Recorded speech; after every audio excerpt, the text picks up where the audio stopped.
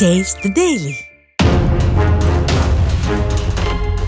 மதுரையில் இருந்து 168 பயணிகளுடன் நண்பகல் 12 மணிக்கு துபாய் புறப்பட வேண்டிய விமானம் திடீர் என்று ரத்து செய்யப்படுவதாக அறிவிக்கப்பட்டதால் விமான நிலையத்தில் காத்திருந்த பயணிகள் ஸ்பைஸ் ஜெட் விமான நிறுவன ஊழியர்களுடன் வாக்குவாதத்தில் ஈடுபட்டனர். காலை 7:40 மணிக்கு துபாயில் இருந்து மதுரை புறப்பட வேண்டிய விமானம் தொழில்நுட்ப கோளாறு காரணமாக துபாய் விமான நிலையத்தில் நிறுத்தப்பட்டது.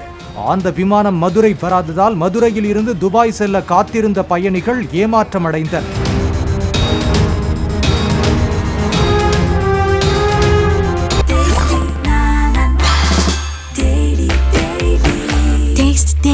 Taste the Daily.